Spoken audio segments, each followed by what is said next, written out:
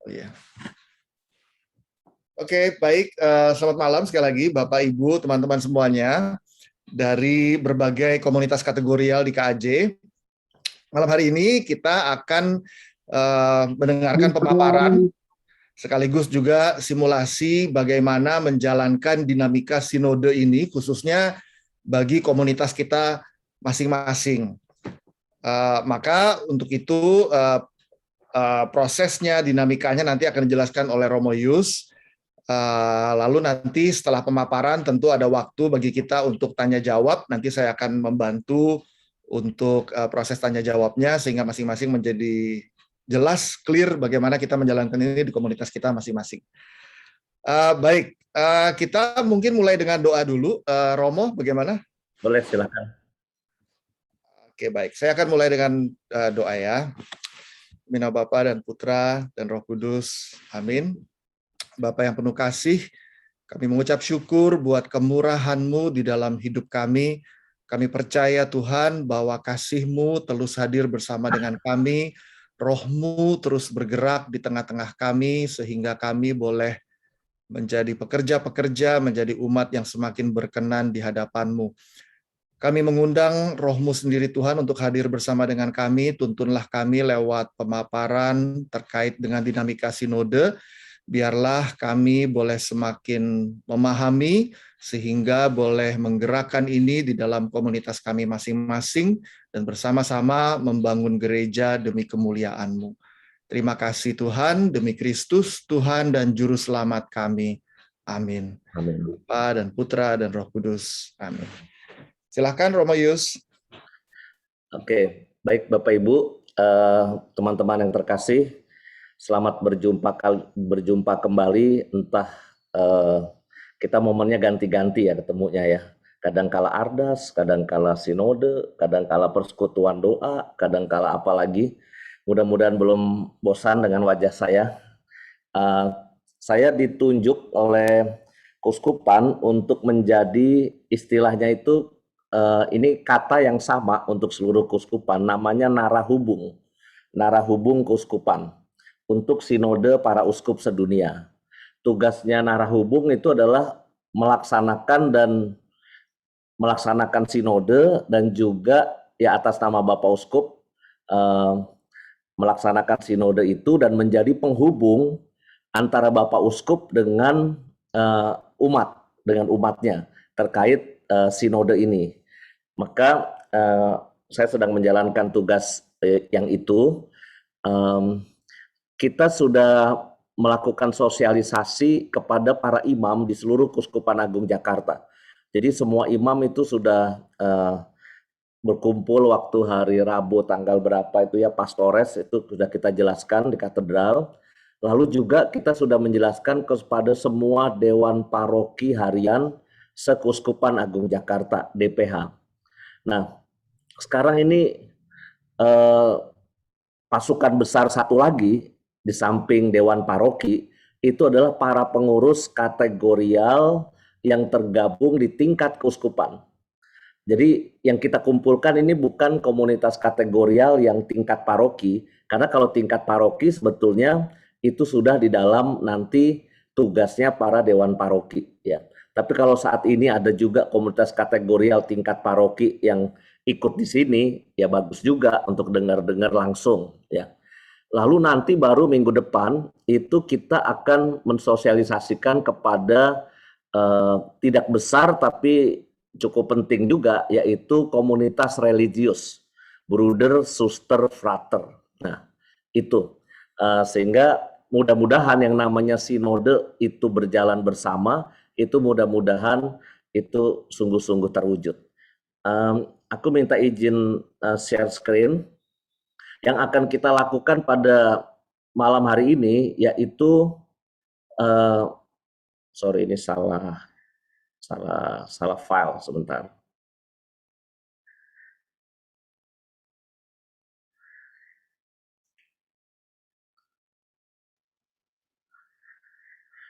Oke.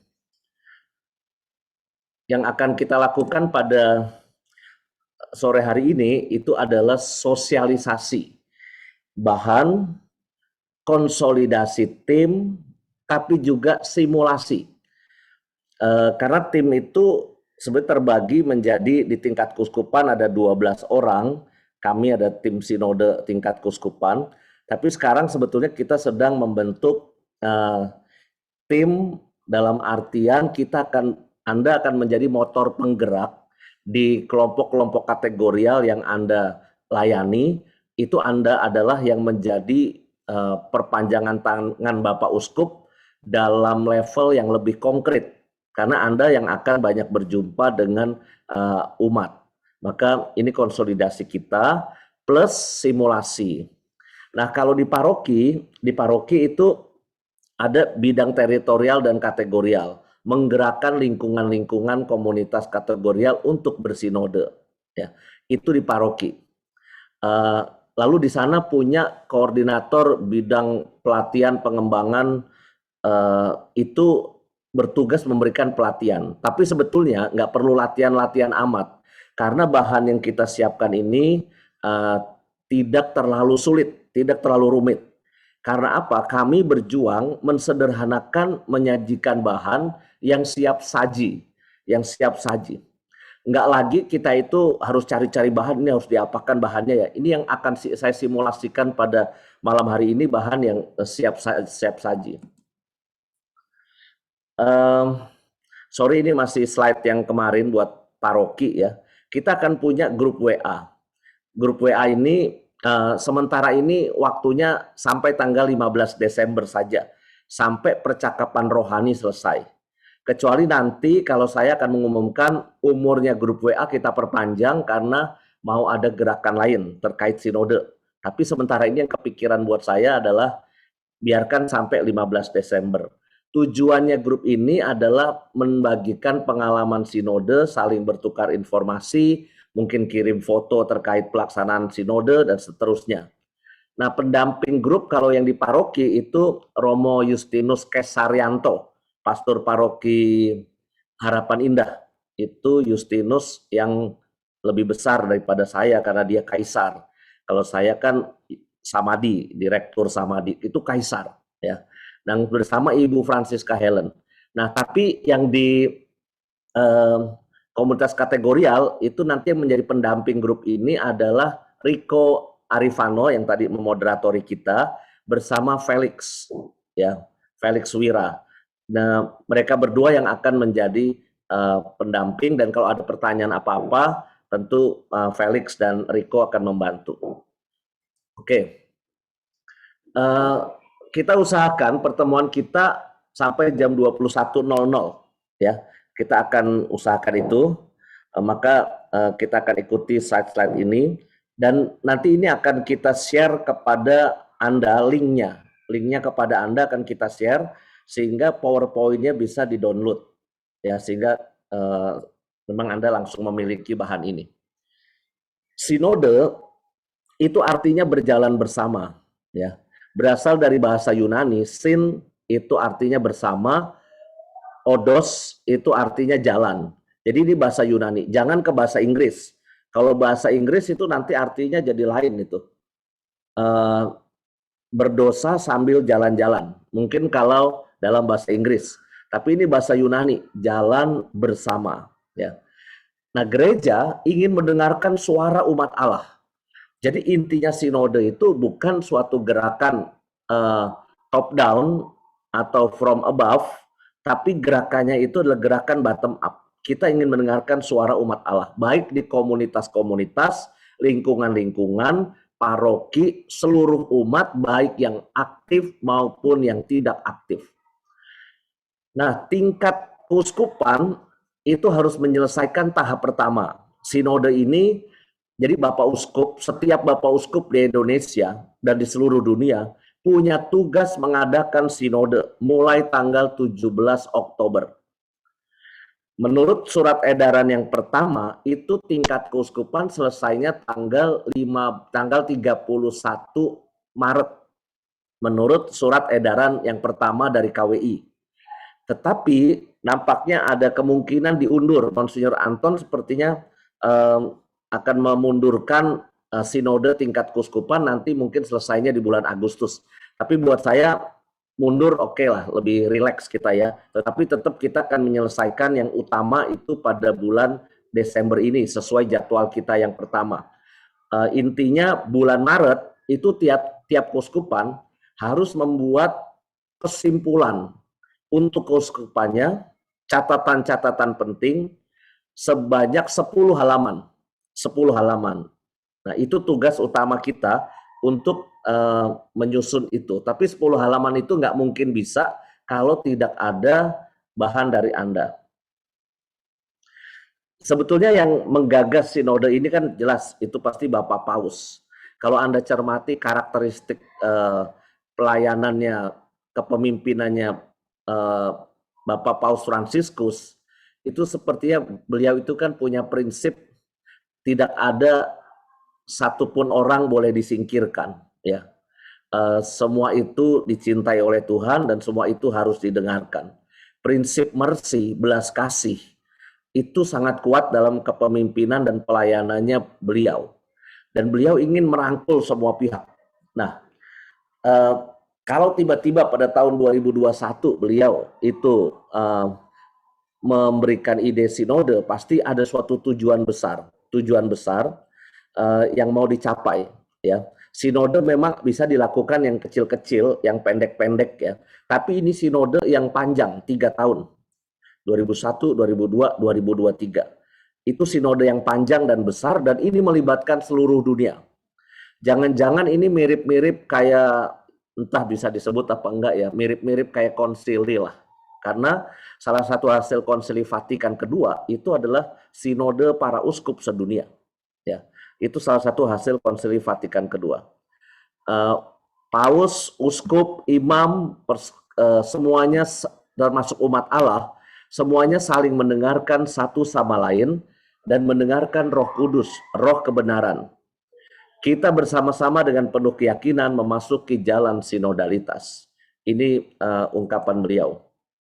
Nah, tema kita sinode itu adalah demi terwujudnya gereja sinodal. Mungkin Anda bertanya-tanya gereja sinodal itu apa? Ternyata kata sinode, sinodal, itu memang suatu bagian penting dalam gereja. Gereja itu ciri utamanya adalah sinodal, ya. Berjalan bersama, bersekutu, berpartisipasi, setelah itu lalu kita melakukan karya misi. Maka 3 ciri inilah yang sebetulnya akan memperkuat identitas gereja sebagai sinode, gereja yang sinodal. Persekutuan, partisipasi, misi. Tanpa 3 hal ini sebetulnya itu tidak akan terjadi gereja. Dan saya kira ini diwujudkan dalam gerakan yang mau kita wujudkan bersama. 3 kata itu artinya apa? Ini saya merumuskan dari buku yang panjang, tebal dari Vatikan dan juga sudah diterjemahkan oleh teman-teman di KWI. Tapi kalau Anda mau tahu ya, itu bukunya tebal sekali. Aslinya tuh bukunya tebal, ya. Terjemahannya juga agak-agak abstrak dikit karena bahasa gereja universal mau diterapkan ke bahasa gereja lokal, itu kadang-kala kita butuh penyesuaian. Nah, dari buku yang tebal itu, kami di tim keuskupan sudah meringkas menjadi buku yang, sorry ini nggak kelihatan bukunya ya. Nah, buku yang tipis ini, Gereja Sinodal, ya. Ini sudah ada dan nanti bisa di-download dulu kalau Anda mau dapat bacaan yang lebih lengkap. Kalau mau yang lebih simpel lagi, PowerPoint ini, itu lebih simpel lagi, ya. Nah, persekutuan partisipasi misi itu artinya apa? Melalui pembaptisan, seluruh umat Allah berbagi martabat dan panggilan yang sama untuk berperan aktif dalam kehidupan gereja. Di paroki, komunitas kategorial, komunitas religius, sekolah, baik lelaki maupun perempuan, orang muda maupun orang tua, kita diundang untuk saling mendengarkan. Di sini dari sampai kalimat di sini ini jelas ada makna persekutuan dan partisipasi, ya. Kita juga diundang agar dapat mendengarkan bisikan Roh Kudus yang datang untuk membimbing usaha-usaha manusiawi kita membentuk persekutuan yang lebih dalam untuk karya misi kita di dunia. Jadi setelah kita bersekutu, kita saling mendengarkan, kita sebetulnya harus mendengarkan suara Roh Kudus supaya usaha manusiawi kita itu lebih kental dan lebih kuat lagi menampakkan karya misi gereja di dunia, ya. Jadi saya kira ini yang banyak dilakukan oleh komunitas-komunitas dan ini tidak asing buat kita sebetulnya ide-ide. Oke, sekarang kita masuk ke hal yang makin praktis ya. Tadi semua itu konsep, ya, konsep dasar. Sekarang yang praktis. Ada 3 kegiatan di keuskupan kita. 1, survei online. Survei online. Kedua, tulisan rohani pribadi. Jadi yang menulis itu adalah pribadi-pribadi. Bukan kelompok, bukan lembaga, tapi ini esai pribadi sebetulnya, ya. Lalu yang ketiga, percakapan rohani. Nah, yang menjadi tugas kita dalam grup ini sebetulnya Anda akan menjadi motor-motor percakapan rohani, ya. Bagaimana kita mensosialisasikan gerakan yang ketiga, percakapan rohani. Kalau survei online sudah berjalan, tulisan rohani tinggal disebarkan nanti posternya. Mudah-mudahan memang ada orang-orang yang secara pribadi itu bisa segera nulis, ya. Nah, mari kita lihat satu persatu kurang lebih bagaimana. Yang pertama tentang survei online. Untuk menangkap pengalaman, persepsi, kesan, harapan umat Allah melalui data kuantitatif. Jadi ini cirinya benar-benar angka-angka kuantitatif, ya. Ditutup 15 Desember. Ini linknya, teman-teman. Pasti sudah mulai beredar juga di kalangan kita. Sampai sekarang saya kira sudah hampir 7.000, ya, hampir 7.000 umat mengisi link ini. Nanti pasti ini akan menjadi data penguat untuk kita membuat laporan kepada kepada KWI, Konferensi Wali Gereja Indonesia. Tulisan pribadi, pertama-tama harus membaca buklet ini. Di dalam buklet ini tersedia 8 pertanyaan, 8 pertanyaan, 8 tema. Tapi kami dalam PowerPoint ini meringkas menjadi 4 tema, ya. Nah, mereka yang tergerak menulis secara pribadi itu tidak perlu membahas 4 tema. Pilih saja sesukanya mana yang paling menyentuh hati kita terkait 4 tema itu, ya. Dan isi tulisan itu pertama-tama lebih keluar dari pengalaman hidup. Bukan pertama-tama aku punya ide, bukan. Tapi lebih berdasarkan pengalaman hidup aku dalam hidup menggereja, aku ingin menulis ini, ya. Maksimal cuma 2 halaman A4. Jadi tidak dituntut tulisan banyak-banyak, cuma 2 halaman A4. Hurufnya 12, spasinya 1,5. Formatnya Microsoft Word, ya. Sertakan sorry, saya nutup pintu dulu karena anak-anak Papua kayaknya agak berisik. Sebentar, ya.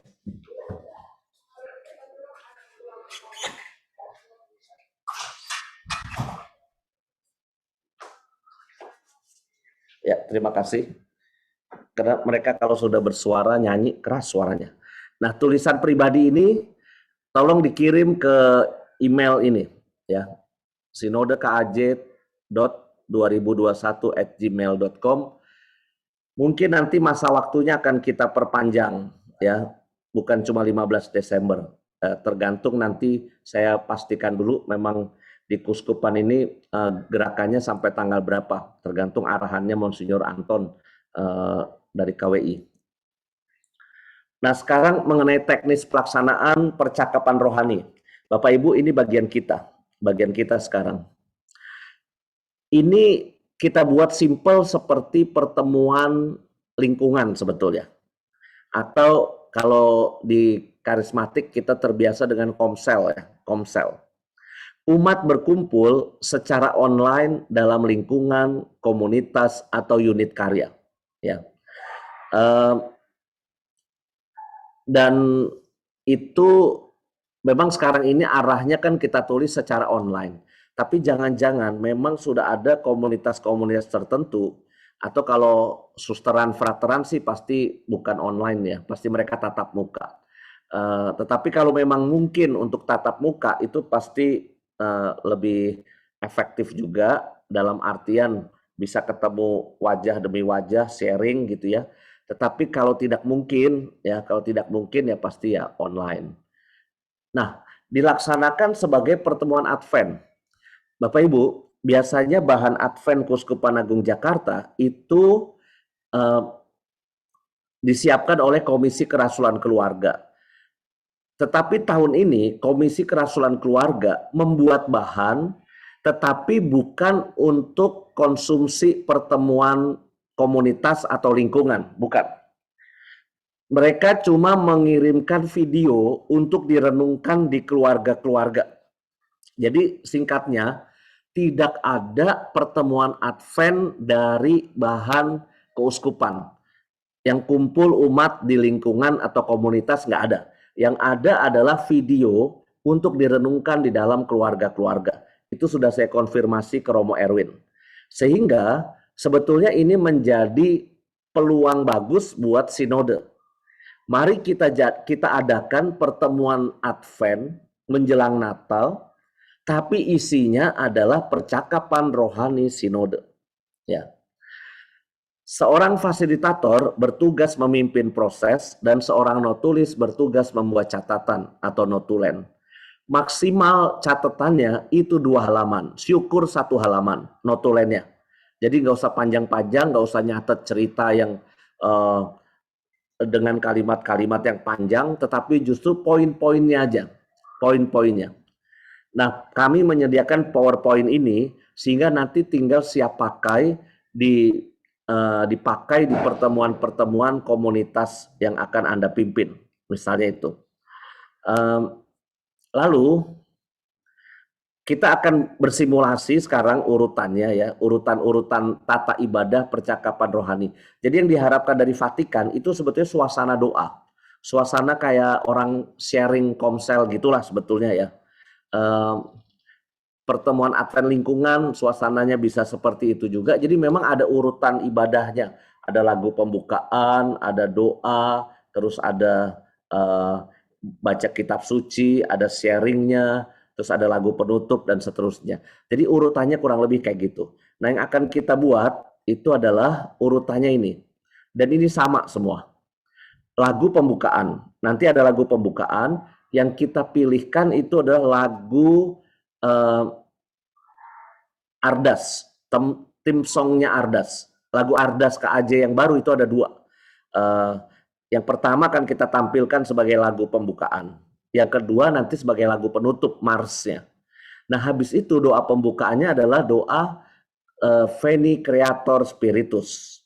Ya, doa ini biasanya dipakai untuk pembukaan sinode para uskup dan juga dipakai untuk pembukaan kalau ada pemilihan paus baru, konklav, itu pasti doa ini digunakan. Doa Veni Creator Spiritus. Lalu nanti akan ada pembacaan kitab suci. Ya, pembacaan kitab suci kita akan bersimulasi di sini. Lalu akan ada percakapan rohani. Untuk percakapan rohani kita tidak akan melakukan di sini. Saya cuma akan menjelaskan inti-inti pertanyaan dari percakapan rohani itu. Baru ditutup dengan doa Ad Sumus Sancte Spiritus, ini doa sinode, baru nanti lagu penutup. Ini kurang lebih yang akan kita lakukan. Baik, sekarang kita akan masuk ke lagu pembukaan. Saya akan putarkan lagu pembukaan, jadi kurang lebih di Zoom meeting Anda pun, nanti kurang lebih Anda akan berperan seperti saya nih, menjelaskan arti sinode apa, habis itu Anda mengajak umat untuk lagu pembukaan dan doa pembukaan pakai tata ibadah ini. Ya, maka ini kita akan masuk. Lagu pembukaan yang akan kita gunakan adalah lagu karangan Romo Pius Nofrin dari Paroki Villa Melati. Ini pastor muda kita.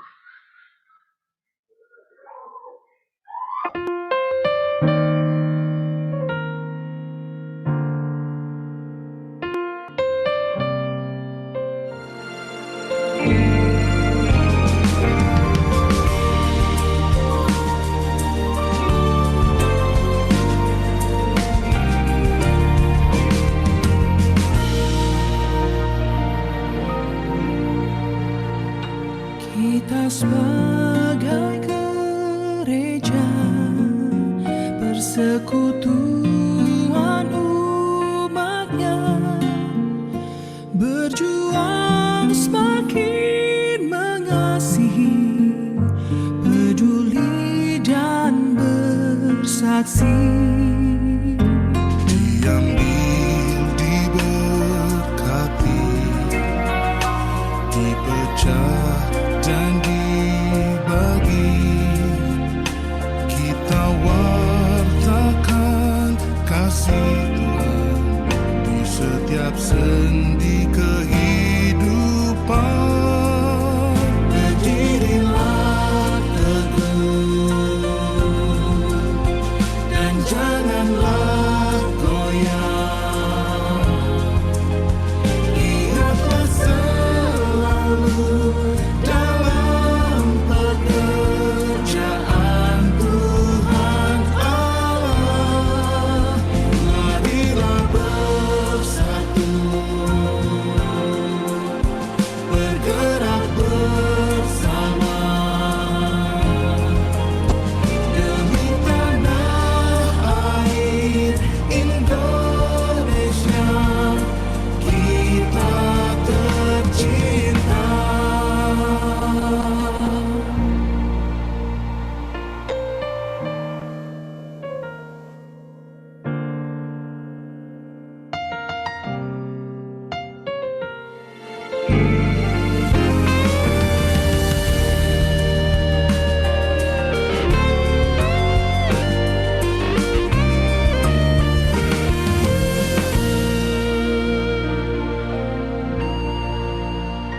Diambil, diberkati, dipecah dan dibagi. Kita wartakan kasih Tuhan di setiap sendi kehidupan.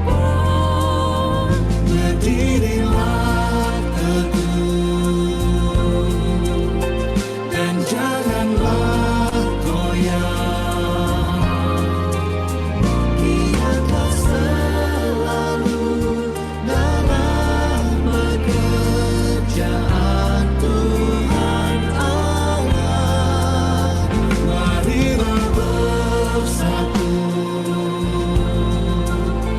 bergerak bersama demi tanah air Indonesia kita tercinta. Berdirilah teguh dan janganlah goyah. Ingatlah selalu dalam pekerjaan Marilah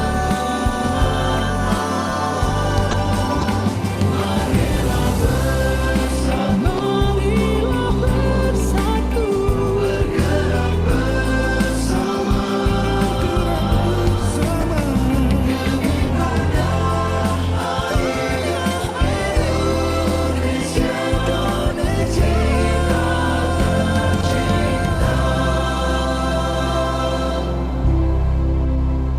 Oh Bunda Maria, Santo Yusuf, doakanlah kami.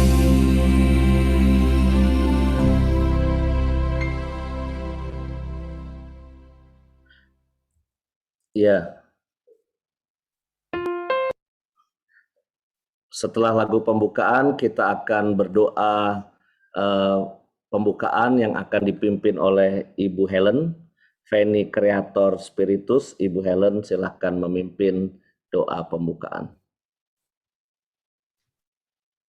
Dalam nama Bapa dan Putra dan Roh Kudus. Amin. Datanglah ya Roh Pencipta, hati kami kunjungilah, penuhilah dengan rahmat-Mu, jiwa kami ciptaan-Mu. Kau digelari penghibur, karunia Allah yang luhur. Kau hidup api, dan kasih, dan pengurapan ilahi. Dikau sabta karunia dan tangan kanan ilahi. Engkau yang Bapa janjikan, kau pergandakan bahasa. Sinari hati umat-Mu dan curahkanlah cinta-Mu. Semoga dikau kuatkan yang rapuh dalam tubuhnya.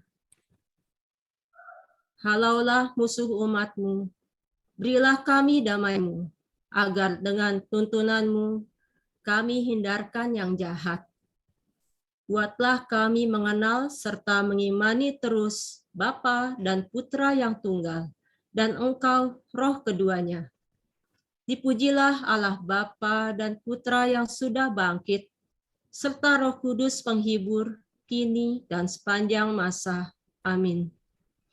Utuslah Roh-Mu, maka semuanya akan dijadikan lagi, dan Engkau akan membaharui muka bumi. Marilah berdoa, ya Allah, Engkau yang mengajar hati umat-Mu dengan penerangan Roh Kudus. Berilah kami dengan perantaraan Roh Kudus kebijaksanaan yang sejati serta karunia selalu merasa gembira atas penghiburannya dengan pengantaran Tuhan kami Yesus Kristus Putra-Mu, yang bersama Dikau hidup dan berkuasa dalam persatuan dengan Roh Kudus, Allah sepanjang segala masa. Amin. Amin. Dalam nama Bapa dan Putra dan Roh Kudus. Amin. Terima kasih Ibu Helen. Sekarang kita akan masuk dalam permenungan kitab suci. Ada 4 bacaan kitab suci yang bisa dipilih. Ya, ada 4. Yang pertama itu Lukas bab 6 ayat 12 sampai 19, itu kisah Yesus yang memanggil para murid. Mulai dari Yesus berdoa naik ke bukit, Yesus memilih 12 nama muridnya, lalu baru gerakan yang ketiga setelah Yesus membentuk komunitas para murid, Yesus turun ke tempat yang datar, berjumpa dengan orang-orang yang kerasukan roh jahat, orang lapar, orang sakit, dan sebagainya.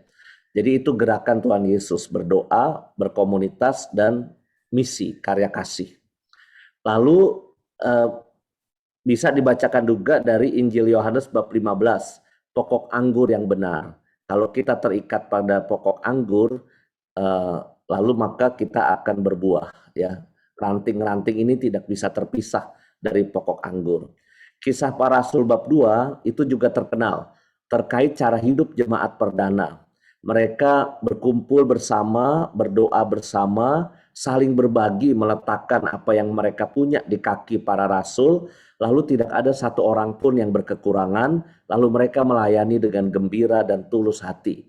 Itu kisah para rasul bab 2. Filipi bab 2 soal sehati sepikir dalam Tuhan. Tuhan yang mengosongkan diri, tidak menggunakan dia justru turun menjadi manusia, mengosongkan dirinya dan menjadi sama dengan manusia, lalu ya sehati sepikir dengan cara Tuhan itu. Nah, mari kita baca salah satu yang akan dibacakan oleh Lili. Silakan Lili. Bacaan dari Kisah Para Rasul bab 2 ayat 41 sampai dengan 47. Cara hidup jemaat yang pertama. Orang-orang yang menerima perkataannya itu memberi diri dibaptis, dan pada hari itu jumlah mereka bertambah kira-kira 3.000 jiwa. Mereka bertekun dalam pengajaran rasul-rasul dan dalam persekutuan, dan mereka selalu berkumpul untuk memecahkan roti dan berdoa. Maka ketakutanlah mereka semua, sedang rasul-rasul itu mengadakan banyak mujizat dan tanda. Dan semua orang yang telah menjadi percaya tetap bersatu, dan segala kepunyaan mereka adalah kepunyaan bersama. Dan selalu ada dari mereka yang menjual harta miliknya, lalu membagi-bagikannya kepada semua orang, sesuai dengan masing-masing. Dengan bertekun dan dengan sehati, mereka berkumpul tiap-tiap hari dalam bait Allah. Mereka memecahkan roti di rumah masing-masing secara bergilir dan makan bersama-sama dengan gembira dan dengan tulus hati sambil memuji Allah. Dan mereka disukai semua orang. Dan tiap-tiap hari Tuhan menambah jumlah mereka dengan orang yang diselamatkan. Demikianlah sabda Tuhan. Syukur kepada Allah. Setelah membaca kitab suci, tidak ada renungan, tidak ada khotbah. Yang ada umat diajak hening diam, ditemani instrumen ini. Ya. Ini sekitar 3 menit kalau nggak salah ya. Jadi memang diajak bermeditasi, diam, tenang, merenungkan kembali ayat yang sudah dibaca tadi, lalu mengendapkannya.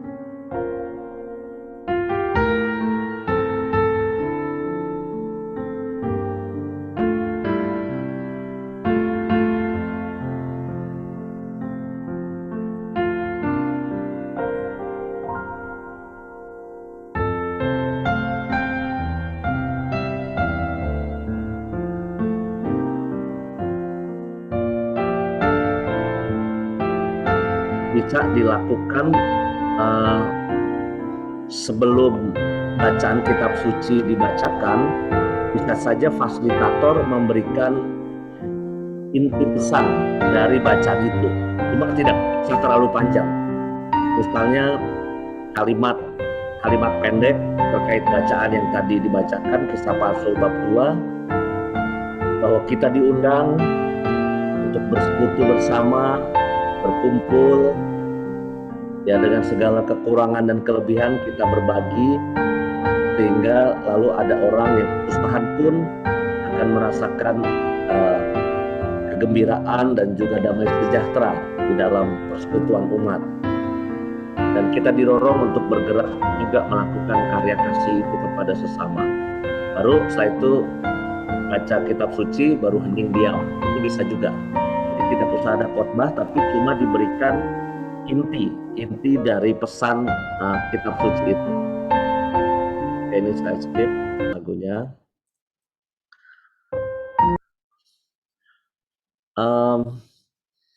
Nanti lagunya itu sudah sudah di-attach di file PowerPoint ya Bapak Ibu. Jadi Anda tinggal klik, itu sudah bisa langsung play lagunya, itu bisa juga. Nah, sekarang kita akan memasuki bagian yang paling inti dalam proses percakapan, dalam proses sinode ini, yaitu percakapan rohani. Apa yang akan kita lakukan? Setiap umat yang hadir diundang untuk mengungkapkan pengalaman dan pendapatnya. Berceritalah tentang pengalaman Anda. Jadi semua dari kita ini diajak untuk berbagi. Jangan cuma orang-orang tertentu, tapi mari kita bersuara, karena Bapak Uskup ingin mendengarkan semua pendapat Anda. Fasilitator bertugas untuk mengatur alur percakapan rohani dan mempersilahkan umat untuk mulai men-sharingkan pengalamannya.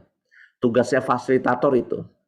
Nah, tugasnya notulis, semua sharing kita itu akan dicatat oleh notulis. Poin-poin pokok dari ungkapan pengalaman umat. Ya. Bukan mencatat detail kisah, bukan. Tapi mencatat poinnya. Ya. Misalnya seorang ibu yang bercerita tentang bagaimana dia berelasi dengan umat beragama lain. Ternyata awalnya susah, awalnya dicurigai, tetapi ternyata pelan-pelan lewat ketulusan, lalu ternyata kita bisa juga bersuara dan berbagi dengan sesama yang beragama lain itu. Ada kegembiraan di sana. Nah, yang dicatat itu poin pokoknya saja, ya. Seperti itu intinya, bukan kisah yang detailnya. Ada 4 tema yang tersedia, silakan menyesuaikan dengan waktu yang tersedia. ya. Saya nggak tahu pertemuan Komsel itu biasanya 90 menit kah atau 120 menit. Itu Anda silakan menyesuaikan satu tema itu waktunya bagaimana. Semua partisipan diharapkan aktif, terbuka, bebas, tanpa ragu-ragu. Kita diajak untuk memberi perhatian secara aktif kepada teman yang sedang berbicara, mengikuti gerak rohaninya dan perasaannya tanpa menghakimi. Jadi kita tidak akan berkomentar tentang pengalaman seseorang. Tugas fasilitator adalah cukup menyampaikan apresiasi dan terima kasih untuk sharing pengalaman umat yang baru saja bercerita. Ya. Durasi yang diberikan kepada setiap orang ini silakan kita mengatur sekitar 3 sampai 5 menit untuk memberi kesempatan kepada orang lain agar bahannya dapat selesai maksimal dalam 120 menit. Maka sekarang mari kita lihat bahan-bahannya apa. Tema pertama yang dibahas dalam sinode ini adalah soal sinodalitas dalam gereja. Jadi Anda harus tetap menjelaskan arti sinode itu apa. Gereja yang sinodal itu apa? Kan tadi udah ada tuh bahannya di depan, sederhana sekali. Gereja yang berjalan bersama. Semua harus merangkul, semua harus saling berpartisipasi. Tidak ada yang disingkirkan. Termasuk orang miskin, termasuk anak kecil, termasuk orang difabel, itu semua berarti ya di hadapan gereja, sehingga ini gerakan berjalan bersama. Ya. Nah, maka topik pertama itu terkait sinodalitas dalam gereja. Bapak Ibu, kalau Anda mengikuti bahan yang lengkap dari KWI, terjemahan dari Vatikan, ini bahannya setebal ini. Mungkin ini nggak terlalu kelihatan di itu ya, tapi ini bahannya tebal. Ya. Kita sudah sempat meringkas ke buku ini, bahkan kepada para imam itu sudah saya bagikan lembaran lainnya, yaitu lembaran yang lebih singkat dari buklet. Ya. Tetapi yang paling terakhir itu adalah bahan yang ini, yang sedang Anda lihat ini. Ada 4 tema pilihan yang sudah kita kompres sedemikian rupa. Yang pertama adalah sinodalitas dalam gereja. Anda silakan memancing umat supaya mampu bercerita terkait hal ini. Ya, bagaimana cara Anda membawakan itu masing-masing pasti berbeda-beda karunianya. Terkait kepemimpinan imam, klerus di paroki Anda atau komunitas Anda. Ya pokoknya imam yang kita kenal lah dalam karya pelayanan kita ya.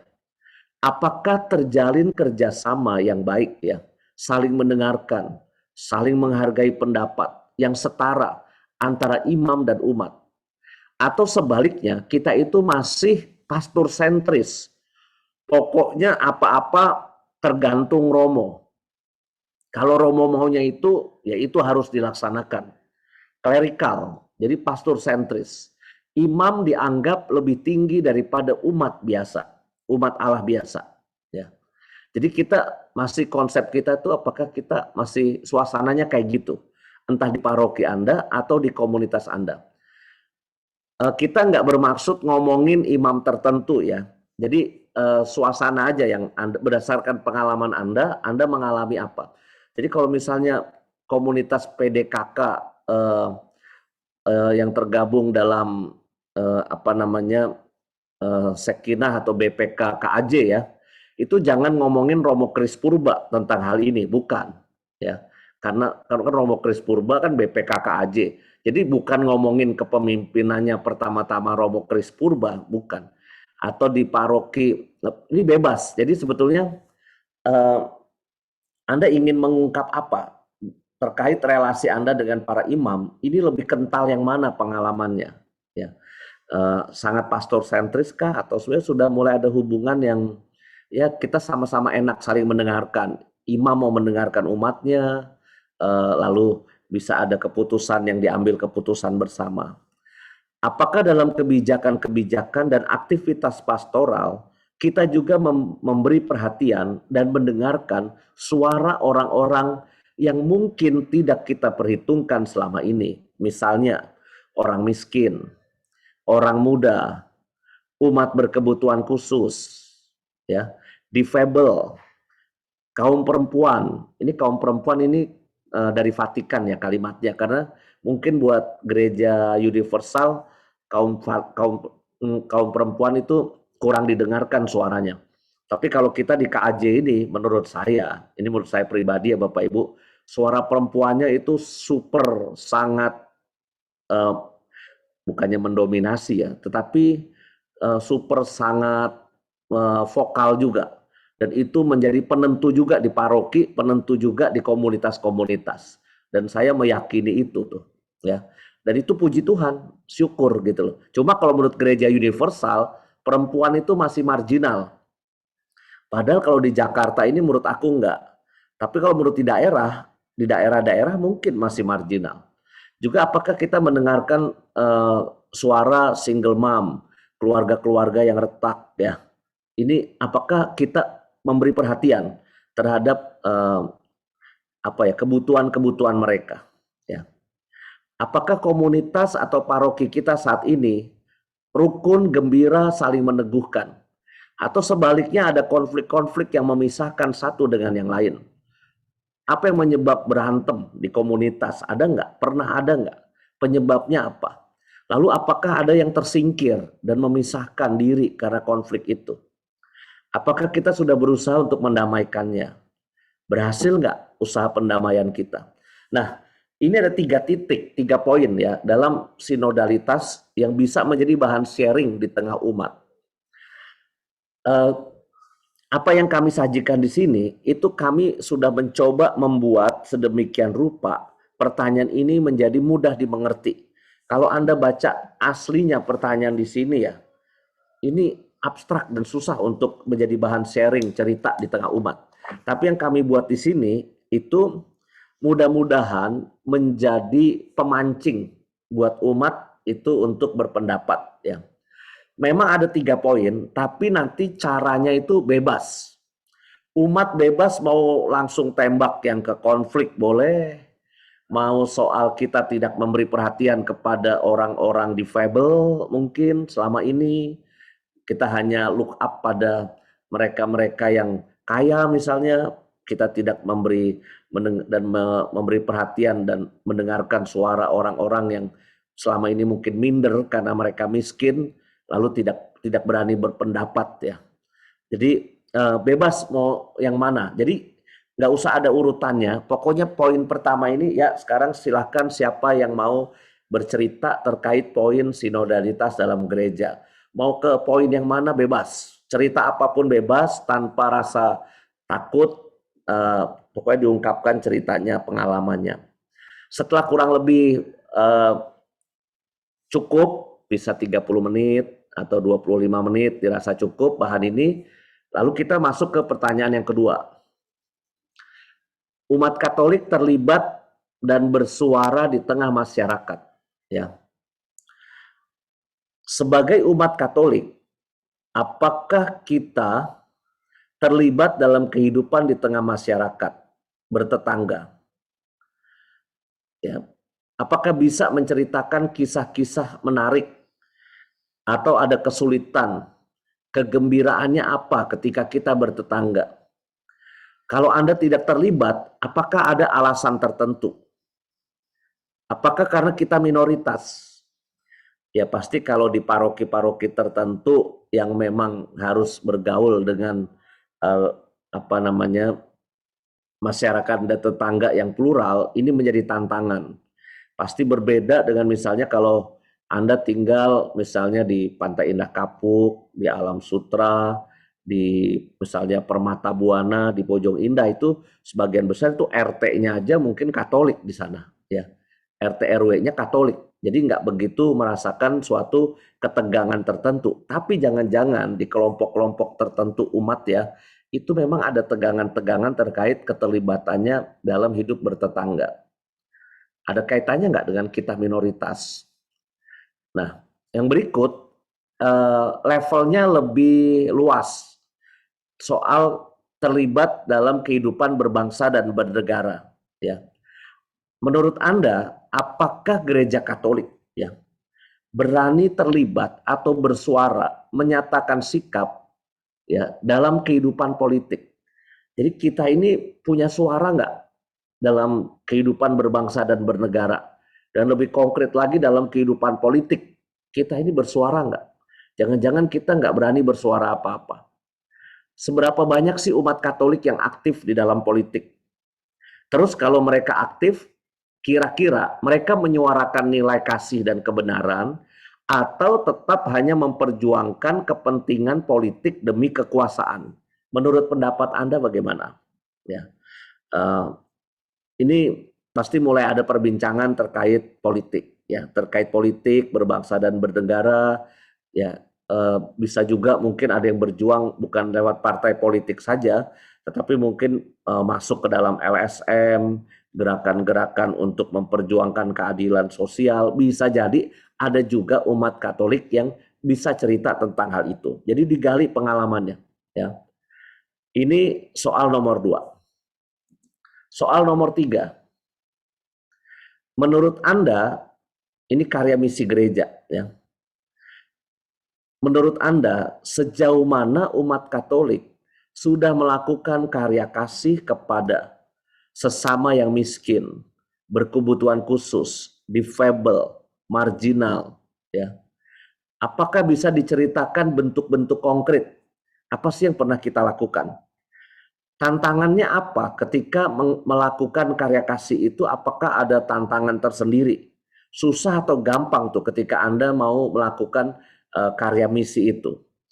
Tapi juga harus ditanya, apakah ada kebahagiaan rohani dalam menjalankan karya kasih itu? Jadi bukan ingin menunjukkan jasa pertama-tama ya di sini, tapi mari kita bercerita sejauh mana kita sudah melakukan karya-karya cinta kasih. Bisa ke daerah, ya, bisa ke daerah, bisa ke orang miskin lokal di kota kita, di sekitar kita, ya. Atau cara-cara yang lain yang pasti bisa juga dilakukan, ya. Nah, yang poin kedua ini lebih ingin mencari kaitannya apakah doa-doa kita, liturgi kita berefek pada kehidupan nyata kita. Maka pertanyaannya, apakah karya kasih yang Anda lakukan disadari sebagai buah dari doa, buah dari pengajaran iman, buah dari perayaan Ekaristi? Apakah bisa men-sharingkan bila Anda memiliki pengalaman rohani, ayat kitab suci, inspirasi khotbah yang menyemangati Anda melakukan karya kasih itu? Kan bisa jadi kita ini punya dasar ya, kenapa kita melakukan karya itu. Nah, mungkin ada ayat-ayat tertentu, mungkin pernah ada khotbah Romo tertentu yang menyentak Anda, mungkin ada pengalaman rohani Anda masuk ICU, terus sembuh, lalu Anda pengen niat sesudah ini hidup Anda ingin dibaktikan untuk karya kasih kepada sesama yang yang sedang susah, ya. Jadi ini mencari pengalaman rohaninya sebetulnya. Kalau tadi yang pertama, mari kita cerita bentuk-bentuk konkret ya. Kita sudah melakukan apa aja. Susah apa enggak sih? Gampang apa enggak melakukan karya misi dalam gereja? Aduh, ini kebanyakan berantemnya, kebanyakan ngomongnya ketika kita mau karya misi misalnya kayak gitu. Daripada actionnya dan sebagainya. Jadi kita menggali pengalaman konkret. Tapi yang poin kedua itu lebih ke dasar rohaninya. Ya. Apakah ada pendasaran rohani yang membuat kita itu melakukan karya-karya kasih itu? Yang keempat, ini lebih spesifik soal relasi antar agama. Gereja Keuskupan Agung Jakarta memang diminta oleh KWI untuk menampilkan poin-poin ini secara lebih kuat, ya, ya. Dan ini dimunculkan dalam 4 pertanyaan itu. Jadi dibedakan antara yang lintas agama dengan non-Kristen, bukan Kristen, dalam arti Hindu, Islam, Buddha, Konghucu ya. Tapi nanti ada juga pertanyaan khusus tentang relasi ekumene. Ya. Mari kita lihat. Apakah kita aktif melakukan gerakan kerjasama lintas agama dan lintas gereja? Lintas gereja itu ekumene. Kalau Anda melihat nih, paroki Anda ataupun komunitas Anda melakukan gerakan itu dengan lembaga mana, organisasi agama yang mana, perkumpulan apa, komunitas yang mana, ya. Terus bentuk kerjasamanya apa, dalam rangka apa, apakah terjalin kerjasama yang rutin atau hanya sesekali saja.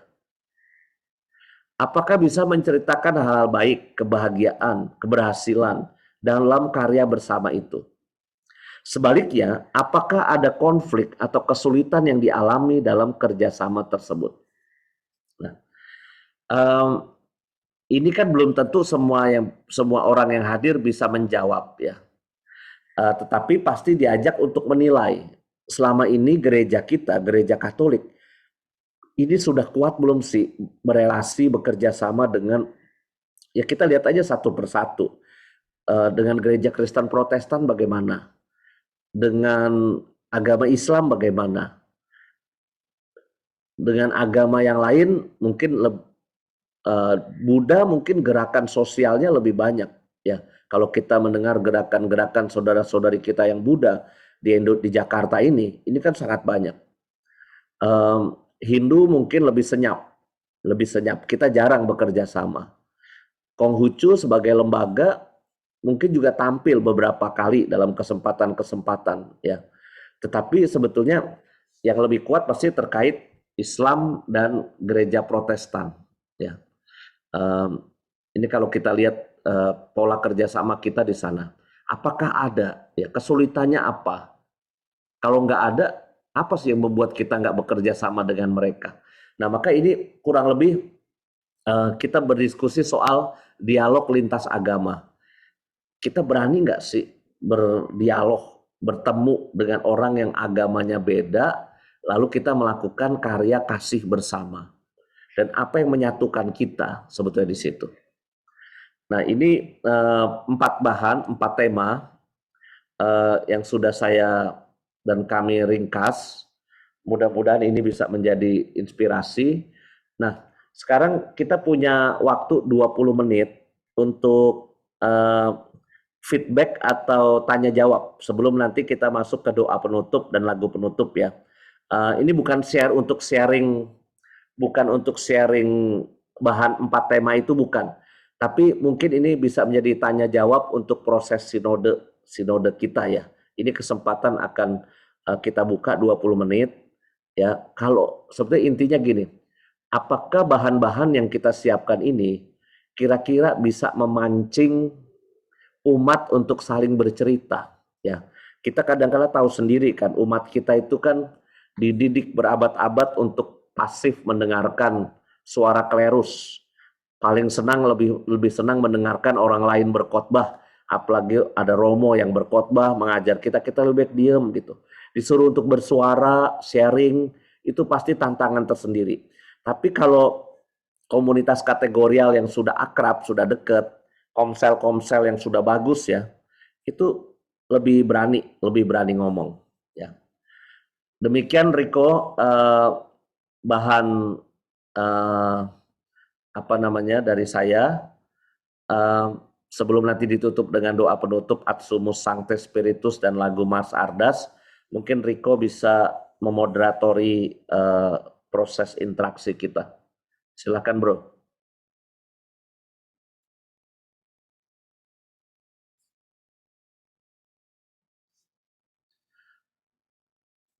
Riko di mana? Videonya masih ketutup. Oke, mungkin sudah ada Pak Lim Sengguan di sini. Saya persilahkan Bapak dulu untuk memulai proses diskusi kita.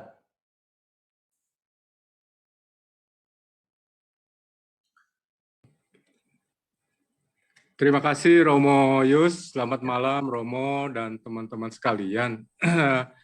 Saya kebetulan aktivis di Komisi Keluarga. Terus kemudian juga saya aktif di lingkungan sebagai pengurus wilayah. Dan kebetulan di gereja juga saya mengurus seksi kerasulan keluarga. Nah, ini berkenaan dengan sinodal ini.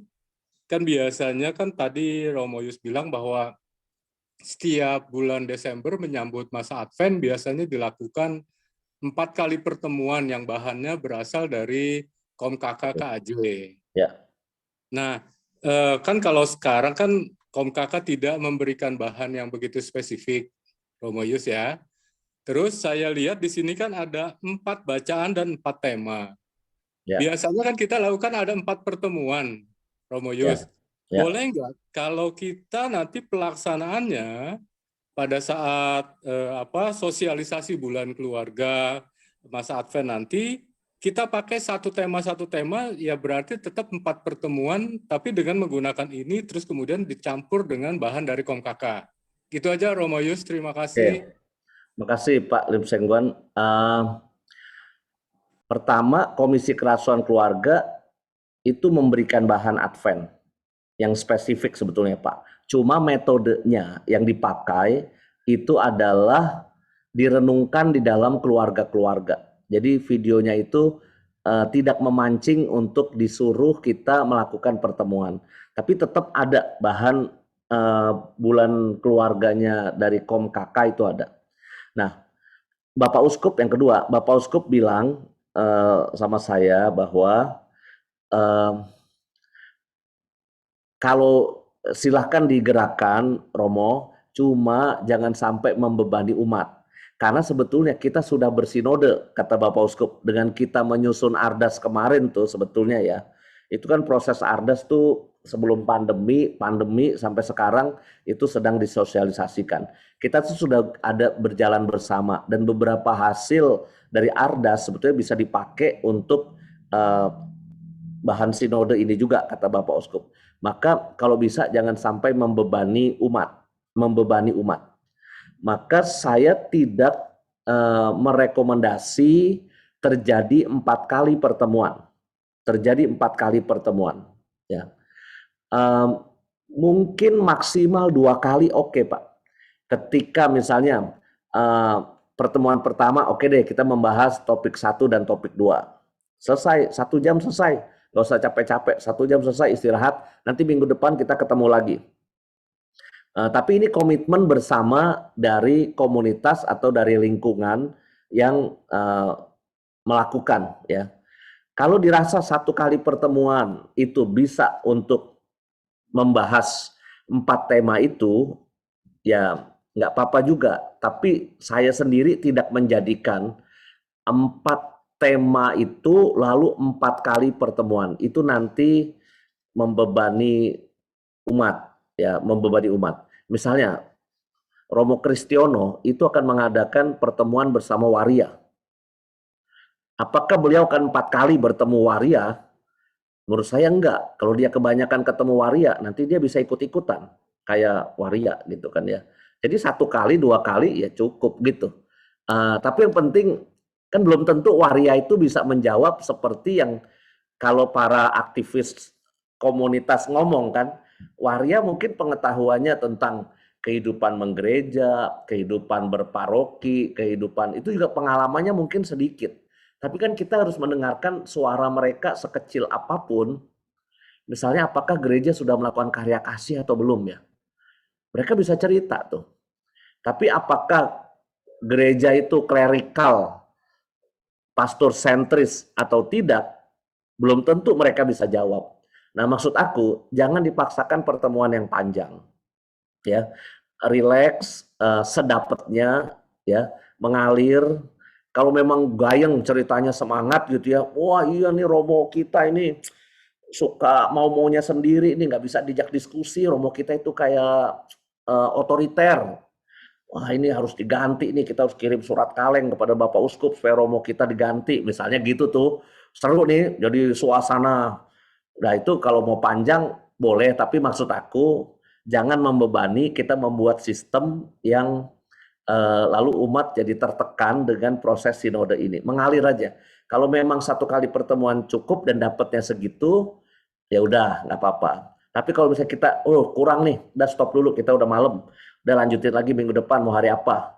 Nah janjian lagi bikin 2 kali boleh Pak. Tapi dari kami tidak merekomendasi ini dijadikan pertemuan Advent pertama, kedua, ketiga, keempat.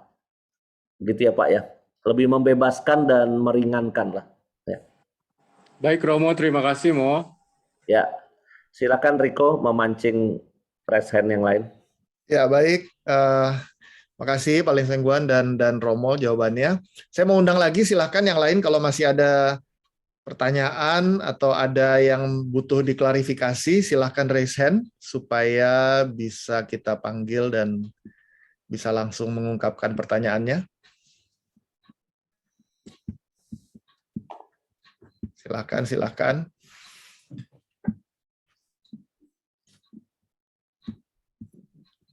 Masih loading mungkin.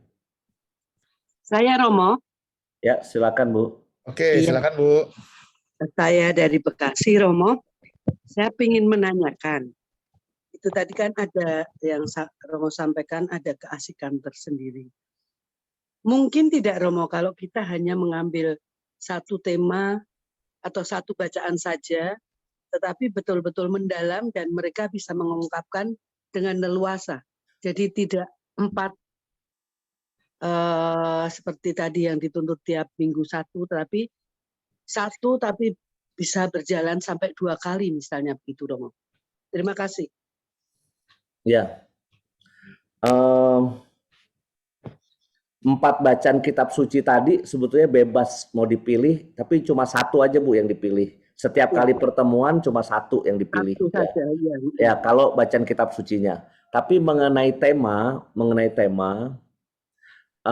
kalau saya membayangkan ya, pertemuan di tengah umat atau komsel atau pertemuan lingkungan, misalnya kalau 1,5 jam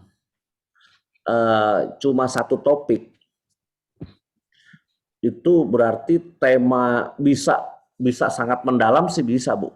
Tapi takutnya malah nggak operasional, jadi tidak mengalirkan, malah nggak ada yang ngomong gitu takutnya. Jadi udah habis, pembicaranya udah habis. Tujuan kita sih baik supaya tema itu mendalam, digali pengalamannya umat. Tapi umat kita kan kayaknya levelnya macam-macam. Ada yang mungkin ceritanya hanya sedikit.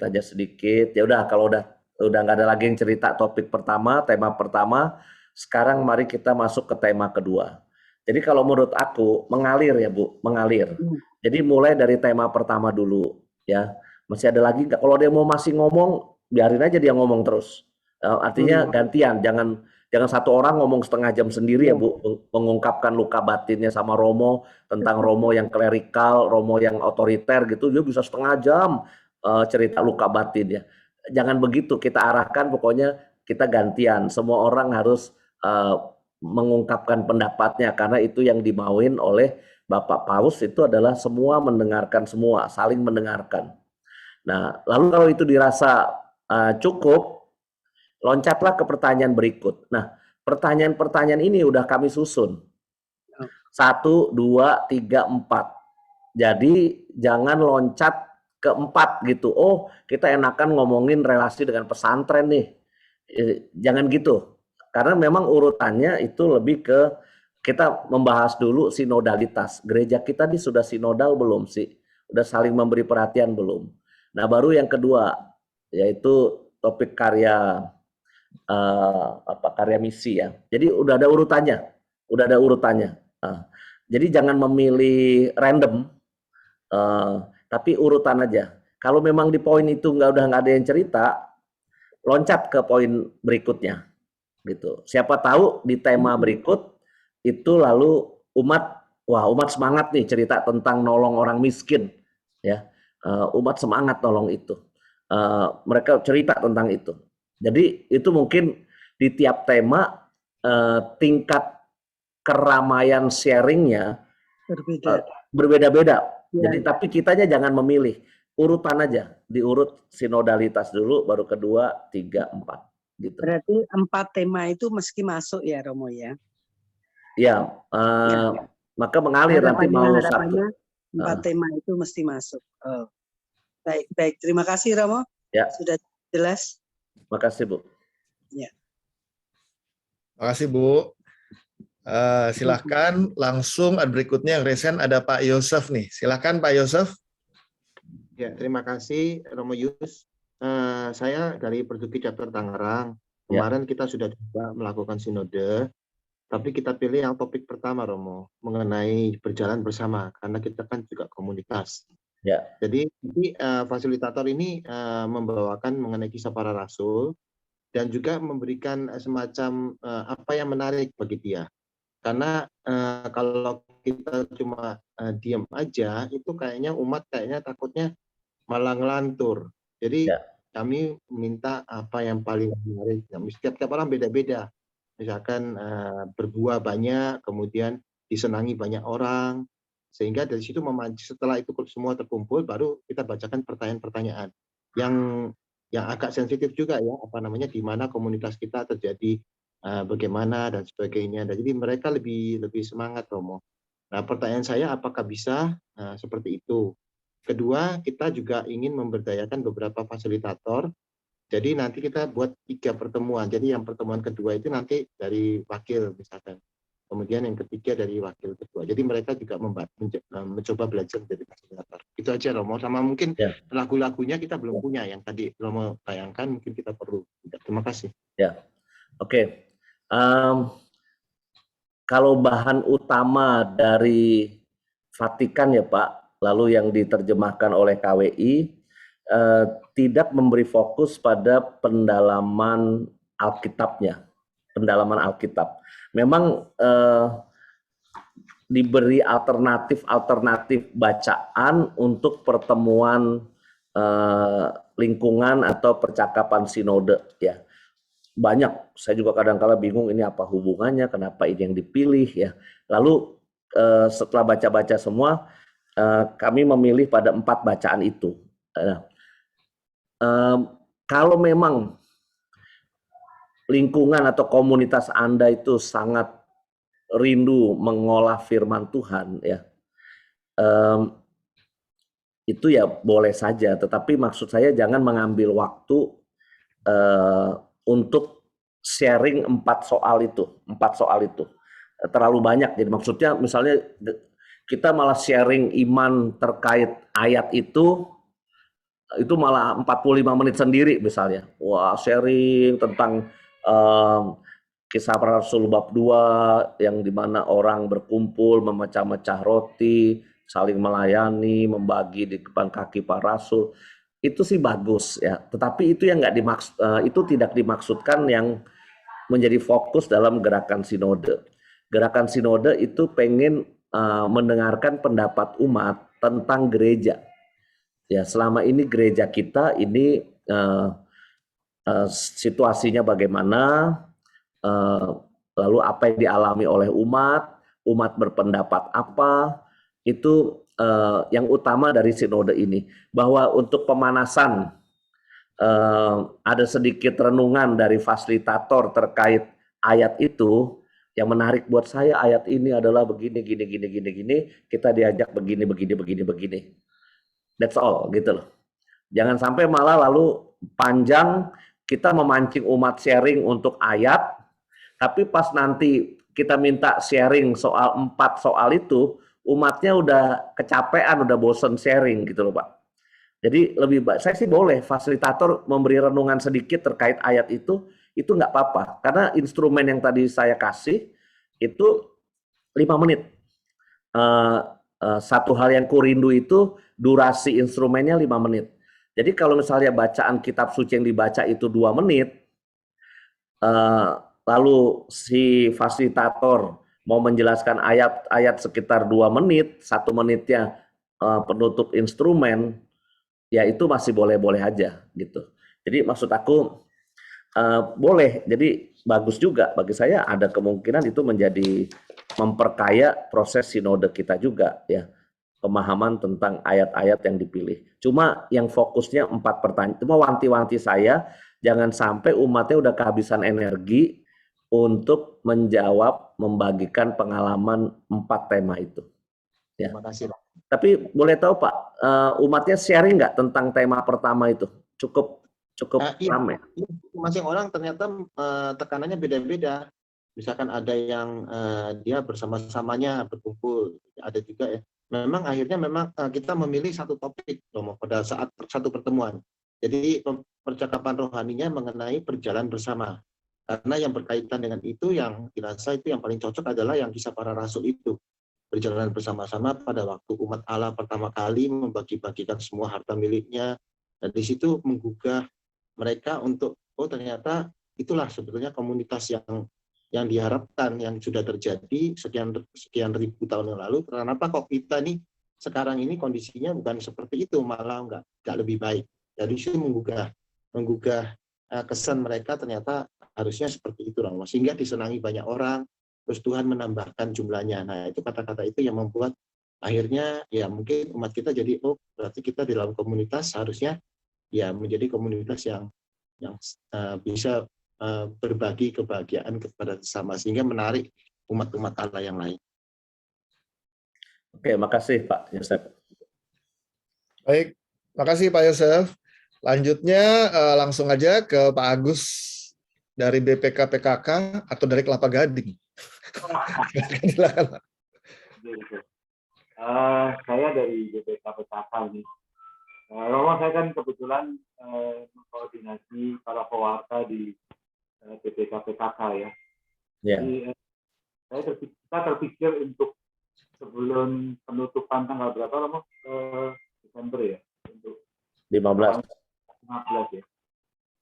Kebetulan kami ini kan besok ada pertemuan pewarta di PAJ, jadi artinya kalau memang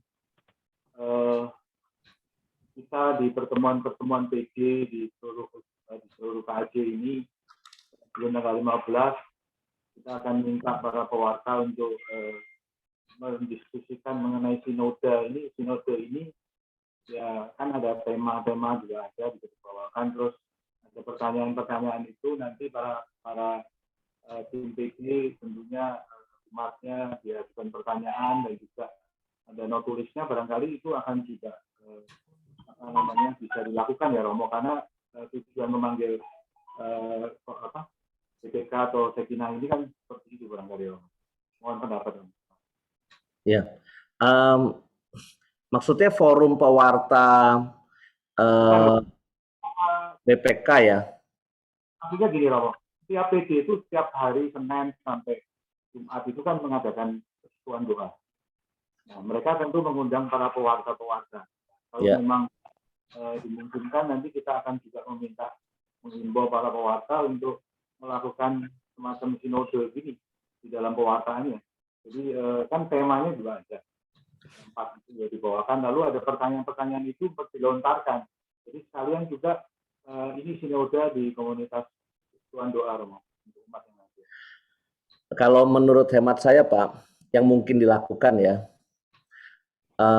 Bapak melakukan sinode di dalam komunitas para pewarta pertama. Jadi memang ambil waktu 90 menit, para pewarta BPK berkumpul, lalu breakout room menjadi 5 kelompok misalnya, lalu kita bersinode. Itu pertama mungkin. Yang kemungkinan kedua, pengurus-pengurus PD di tingkat paroki ataupun kategorial itu bersinode.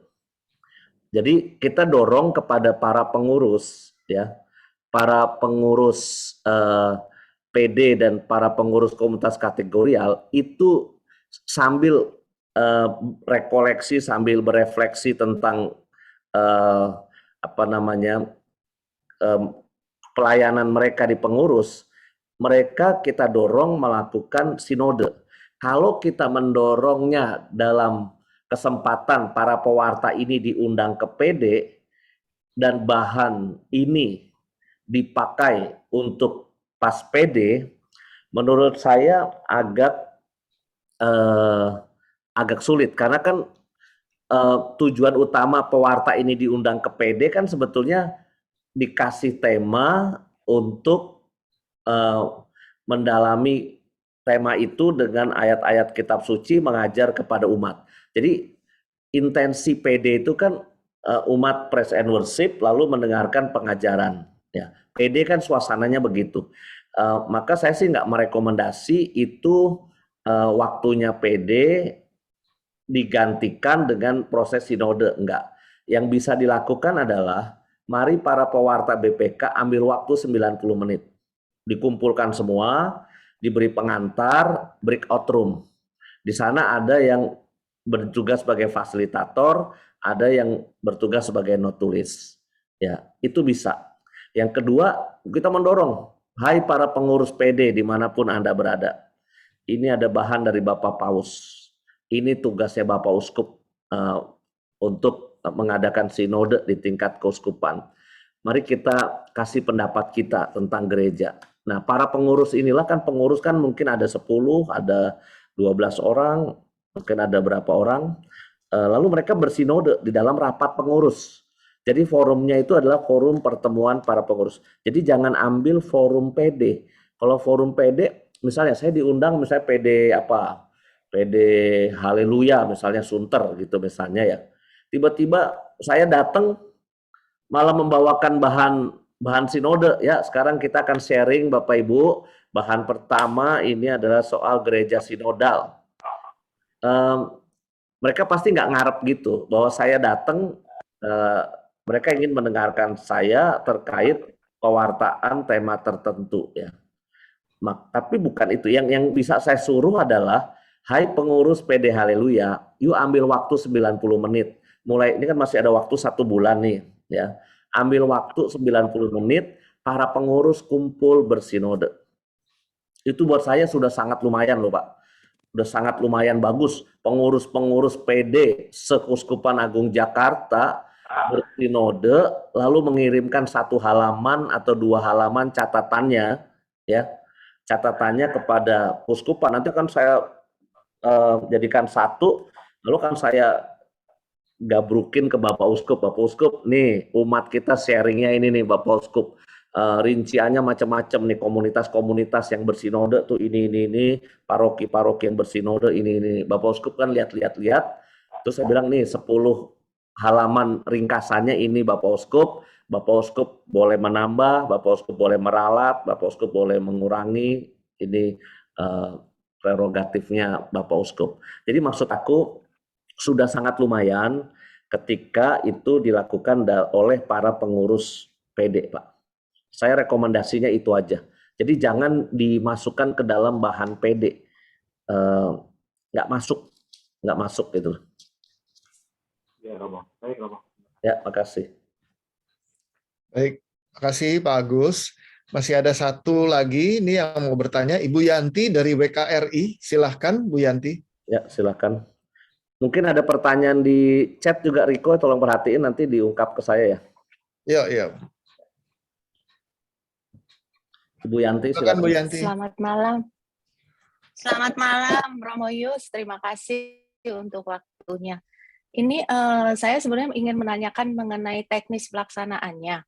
Ya. Kami di Wanita Katolik DPD Jakarta itu ada 63 cabang. Apakah kami istilahnya mensosialisasikan ke 63 cabang ini, atau tiap cabang ini melakukan bersinodal dengan parokinya masing-masing? Karena masing-masing cabang itu memiliki ciri khas sendiri, apalagi dari tema-tema tadi itu banyak sekali yang kita sudah lakukan untuk di Wanita Katolik. Nah, apakah itu memang istilahnya kita mengumpulkan hasilnya sebagai gerakan Wanita Katolik DPD Jakarta yang dilakukan di wilayah Keuskupan Agung Jakarta, atau cabang ini masuk ke dalam paroki, atau kemudian pengurus DPD Jakarta melakukan sinode sendiri? Itu bagaimana kira-kira, Romo? Ya, usul saya ini salah satu komunitas kategorial, tapi juga ormas yang menurut saya strukturnya dari DPP, DPD, di paroki, DPC, cabang ya. DPC. Dewan Pimpinan Cabang tuh paroki, bahkan mungkin udah ranting ya Bu ya. Ranting itu apa, wilayah? Iya, wilayah. Ranting itu sama dengan wilayah. Di bawahnya ranting masih ada nggak lingkungan? Nggak ada. Nggak ada. Anggota, Romo. Mungkin bulu-bulu gitu ya. Habis ranting ada bulu-bulunya gitu kan mungkin ada. Nah, Usul Daun konkret, kali Romo ya. usul konkret Bu. Dimintalah para pengurus cabang paroki untuk melakukan pertemuan seperti tadi, pengurus PD bersinode, ya, pengurus PD bersinode.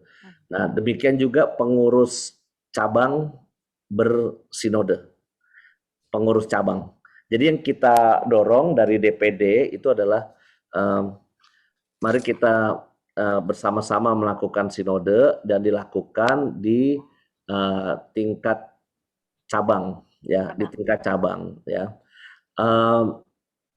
Lalu pengurus DPD, menurut aku, karena ini levelnya kan berarti sudah pengurus di tingkat keuskupan, ya toh, kalau DPD, pasti perspektifnya itu lebih bukan lagi parokinya, tapi kan pengurus DPD pasti level wawasannya itu memperhatikan gereja dalam konteks Keuskupan Agung Jakarta, ya. Itu pengurus DPD menurut aku bisa melakukan sinode sendiri, dan itu pasti hasilnya berbeda karena kan konteks diskusinya, konteks sharingnya ini adalah gereja Keuskupan Agung Jakarta di matanya DPD wanita Katolik, gitu. Pasti itu akan menambah wawasan. Lalu Romo, apakah yang hasil dari sinode per DPC itu dikumpulkan di DPD sehingga menambah apa ya namanya, kayak kita merangkum dari DPC-nya meskipun kami juga mengadakan sendiri, atau biarin aja itu dimasukin ke paroki gitu, Romo? Oke, gini, ini persis pertanyaannya mirip kayak yang dalam konteks paroki kemarin. BPH bertanya, kalau lingkungan-lingkungan mengadakan sinode, apakah bisa menyerahkan hasilnya ke paroki, ya, sebagai dokumen paroki? Saya bilang yang wajib langsung itu bisa lingkungan bisa langsung kirim ke emailnya tingkat keuskupan, langsung ke sinode kaj.2021@gmail.com. Jadi lingkungan langsung kirim ke sana. Tapi kalau DPH meminta tiap lingkungan tolong kirim CC forward hasil dokumennya itu ke paroki sebagai dokumen paroki, dan itu menjadi berguna buat paroki untuk berefleksi, ya. Jadi kan Romo paroki ketika pegang hasil sinode parokinya, baca-baca itu kan pasti ada gunanya buat dewan paroki, buat romonya. Nah, demikian juga DPD. Hai pengurus DPC, kirimkanlah hasil sinode Anda ke dua email. Emailnya keuskupan, ya, dan juga ke emailnya pengurus DPD sebagai dokumen. Lalu nanti kalau bisa sempat itu dipelajari, dibaca, oh ini masukan-masukan dari, ini cerita-cerita dari DPC itu berguna buat para pengurus DPD menentukan arah ke depan mau bagaimana nih wanita Katolik berdasarkan bahan sinode ini. Pastikan ada cerita-cerita di situ, ya. Nah, maksud aku, tapi yang wajib kirim ke kita, jangan berhenti di DPD, terus dikumpulkan dulu di DPD, baru dikirim ke kami. Langsung nggak apa-apa, langsung nggak apa-apa. Nah, demikian juga seperti halnya komunitas-komunitas yang tadi Riko bilang kan ada gugus-gugus, ya. Pasti gugus-gugus itu gugus-gugus PD-PD Persekutuan Doa. Ya tidak usah dikirimkan ke Pak Agus di BPK PKK, tidak wajib, ya. Yang wajib langsung kirim adalah ke keuskupan. Tetapi kalau BPK meminta semua komunitas kategorial yang melakukan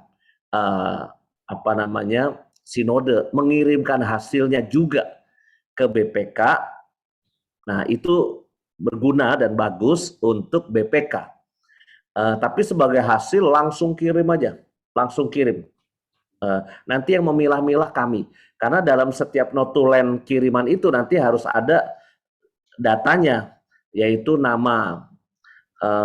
Nanti dalam file yang saya kasih, yang Anda download, upload nanti, ya, itu akan ada dalam notulen itu nama komunitasnya apa, pelaksanaannya kapan, jumlahnya berapa, itu ada data yang harus diisi terkait komunitas yang melakukan sinode itu. Ya. Gitu. Jadi sama Ya, Romo, DPD terima kasih. maupun BPK maupun gugus kategorial yang lain maupun lingkungan di paroki-paroki semua langsung kirim ke Kuskupan, tetapi Anda sangat berguna mengumpulkan itu di gugus Anda masing-masing. Baik, Romo. Terima kasih, Romo. Ya, Terima kasih, Mas Riko. Terima kasih, Yanti. Baik, mungkin ini ada satu lagi yang terakhir ya, Mo ya. Masih ada nih dari Tangerang, Pak Andi. Silakan Pak Andi. Ya, terima kasih Mas Riko. Selamat malam Romo, Bapak Ibu semuanya. Ingin saya menanyakan mengenai sinode ini, di mana lingkungan dan kategorial kan memang diharapkan untuk melakukan sendiri-sendiri, dalam artian dipisah. Nah, pertanyaan saya itu kan kalau kategorial itu untuk pengurus dan anggotanya itu kan juga notabene juga anggota dari lingkungan. Apakah dari kategorial itu diminta untuk membuat jawaban atau diskusi yang mempunyai ciri kategorialnya masing-masing, atau bagaimana Romo supaya ketika hadir di lingkungan juga akhirnya tidak jawabannya sama untuk pertanyaan-pertanyaan ini. Ya. Terima kasih Romo. Sangat besar kemungkinan bahwa Anda itu aktivis di semua medan karya pelayanan. Bahkan selalu saya bilang kalau aktivis di Kuskupan, you nggak aktif di lingkungan, itu nggak benar. Saya selalu bilang begitu. You harus tetap aktif di mana Anda tinggal. Saya bilang jangan melulu cuma pengen aktif di komunitas yang besar, tapi nggak mencoba mengenal tetangga umat seimannya terdekat. Ya, ini ada tantangan tersendiri memang di Jakarta ini kan kadangkala ada umat-umat yang memang sulit untuk masuk ke lingkungan. Tapi ada besar kemungkinan Anda itu ada di mana-mana, ya, rajin di mana-mana, sehingga bisa aja ikut sinode di kategorial, tapi juga hadir sinode di lingkungan, ya. Nah, konteksnya kan ketika berkumpul itu berbeda. Ketika Bapak misalnya kumpul di lingkungan Bapak, maka konteksnya adalah Bapak ngomongin mungkin gereja yang lebih sempit, yaitu paroki, teritorial paroki Bapak. Ya. Tapi ketika Bapak kumpul di kategorial, kelompok kategorial misalnya apa ya, Bapak kategorial apa ya Pak misalnya? Misalnya apa? Kerahiman ilahi. Kerahiman ilahi. Maka ini kan pengalaman pengurus kategorial kerahiman ilahi ini selama ini sebagai gereja komunitas, ya komunitas kerahiman ilahi ini kan gereja kecil ya, ibaratnya ini kan gereja kecil. Nah ini kan pasti punya pengalaman yang khas menjalani kebersamaannya. Pasti kan kalau ditanya apakah komunitas lingkungan Anda rukun, jawabannya belum tentu sama dengan ketika ditanya apakah komunitas kerahiman ilahi itu rukun. Bisa jadi di lingkungan pada rukun-rukun aja, baik-baik aja, ketawa ketiwi, gembira.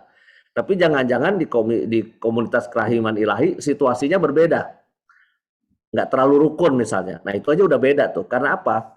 Karena konteks kita jawabnya juga beda.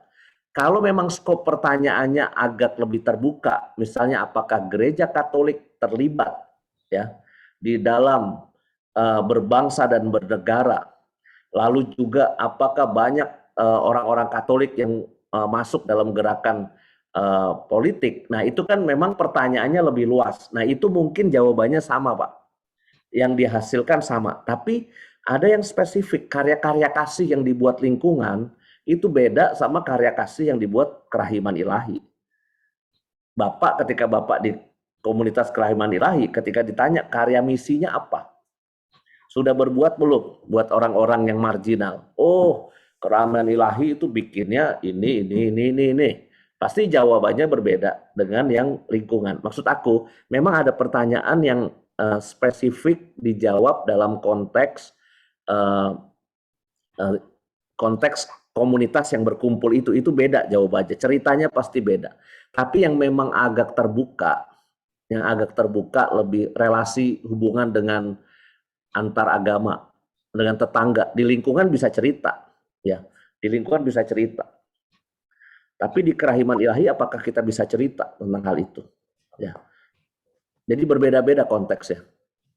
Jadi nggak apa-apa Pak, kalau misalnya ada yang memang diulang jawabannya, tapi itu karena pertanyaannya meluas, bukan pertanyaannya spesifik. Apakah komunitas Anda rukun, saling menghargai, saling mendengarkan? Nah, itu pembedaannya di situ aja, Pak.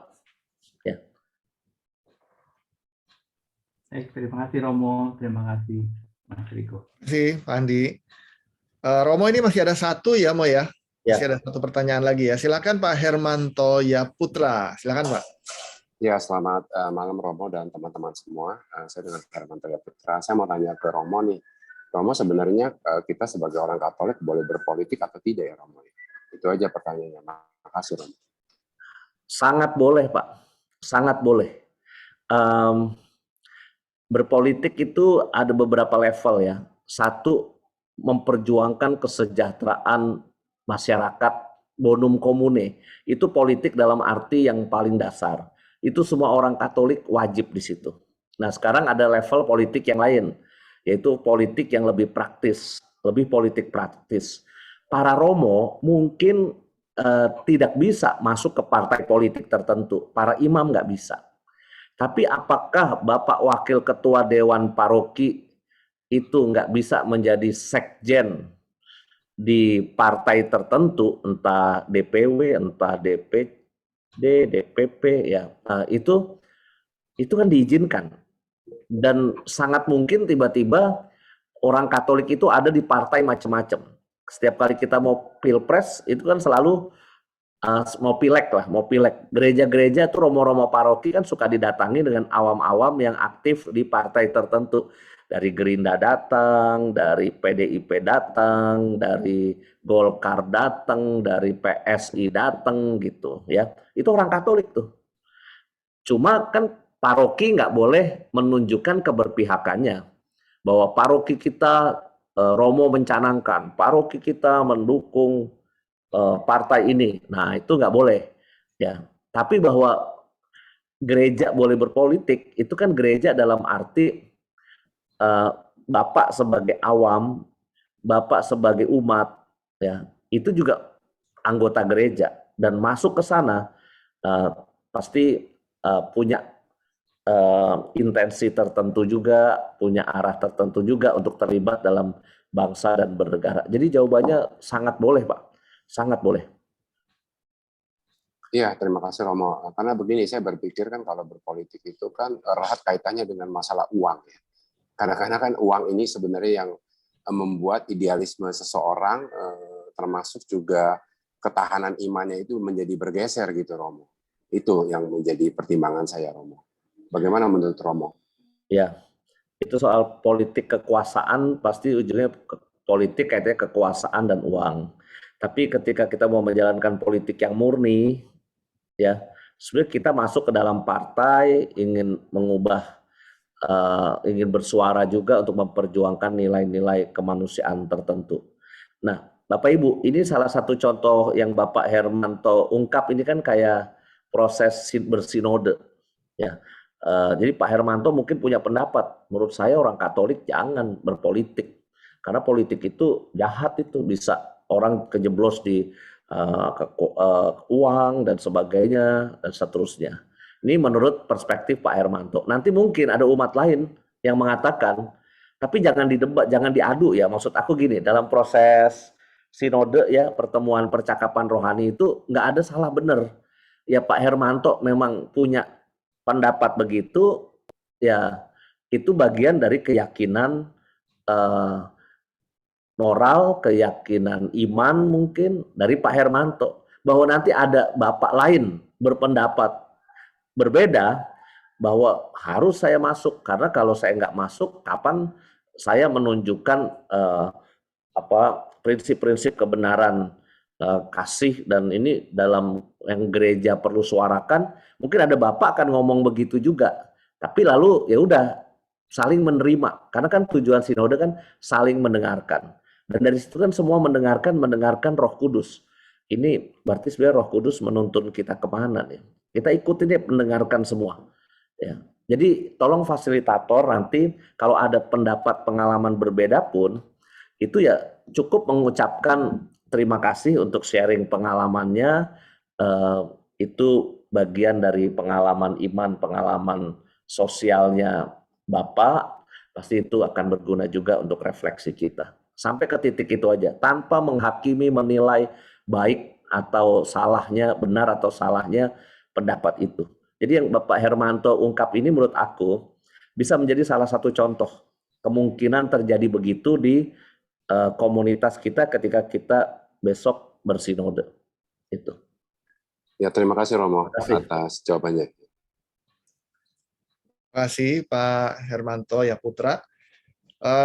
Baik Bapak Ibu, teman-teman semuanya, kita udah sampai jam 21 lebih berapa ini? 20 menit?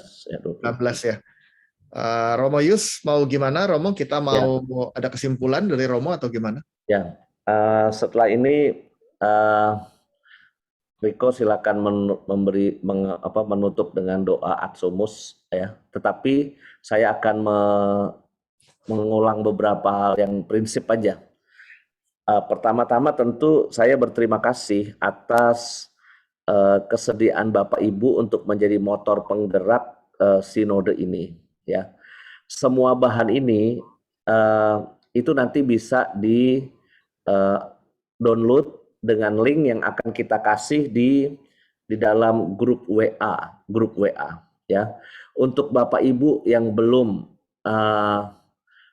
atau Helen bisa ketik link di chat ini ya, di chatnya Zoom ini, linknya Bisa, Mo. bahan kita ya, bahan PowerPoint ya.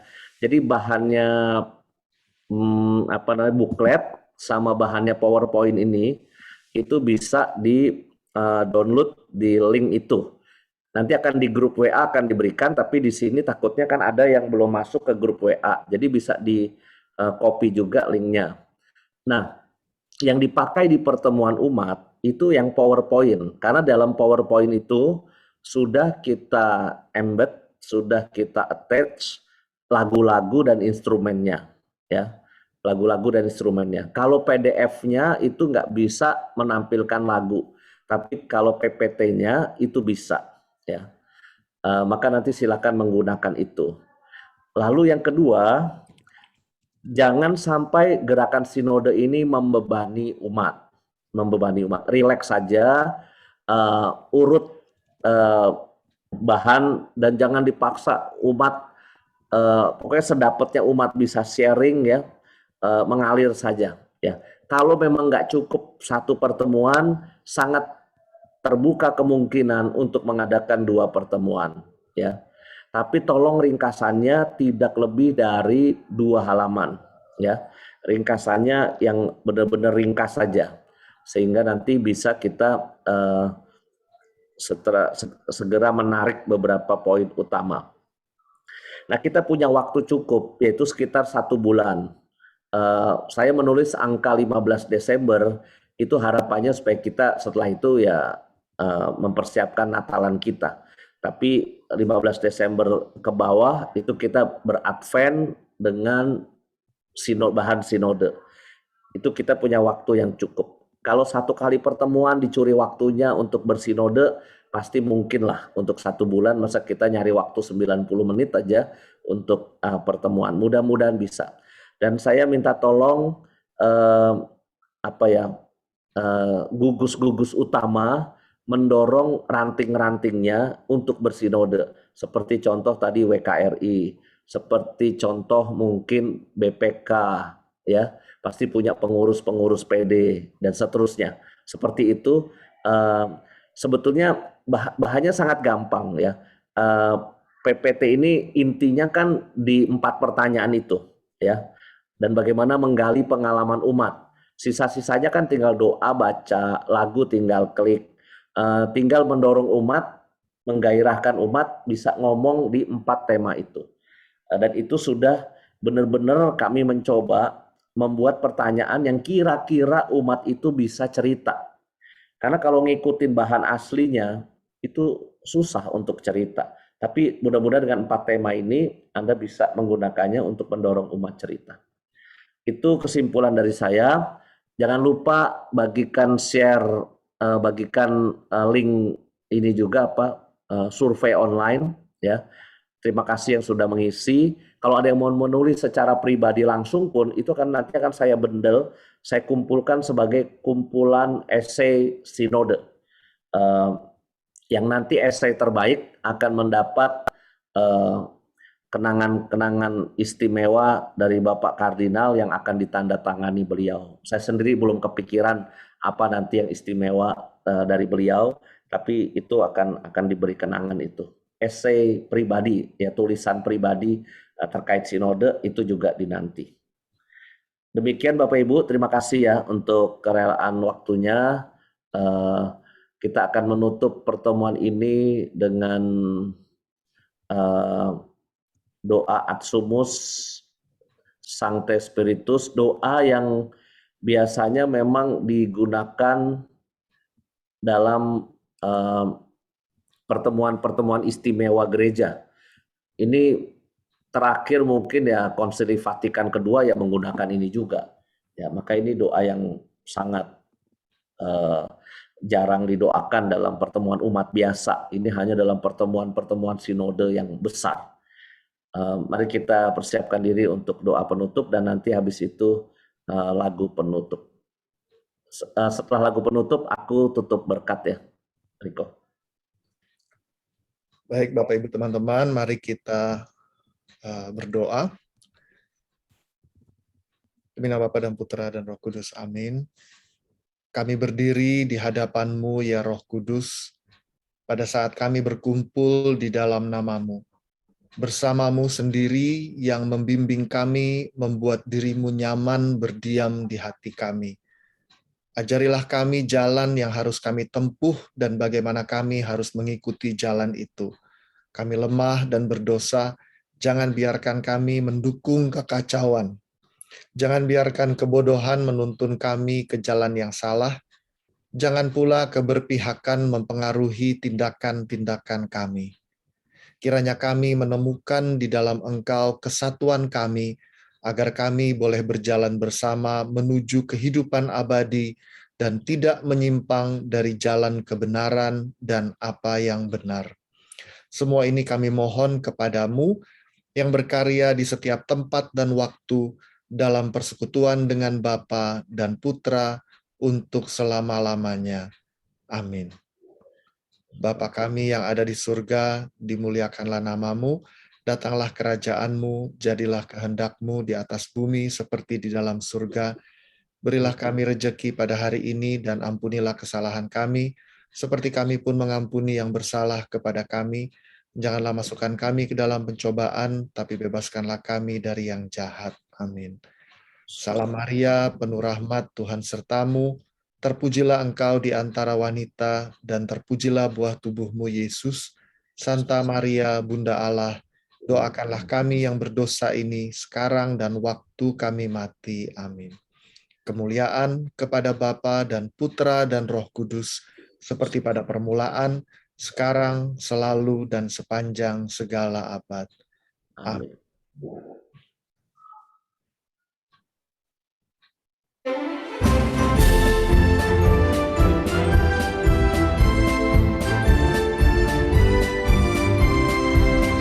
Keuskupan Agung Jakarta sebagai persekutuan dan gerakan umat Allah berlandaskan Ekaristi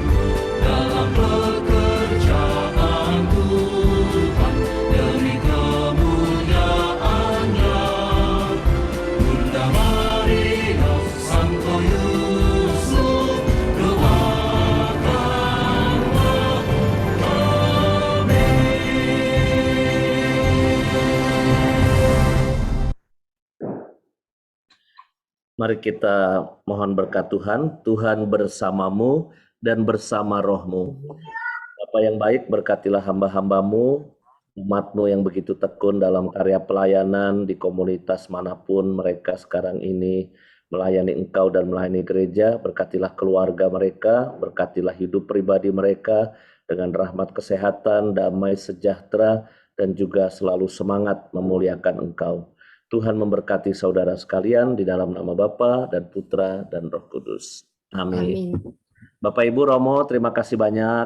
Terima kasih Romo Yus. Terima kasih. Terima kasih Romo Yus. Salam sehat.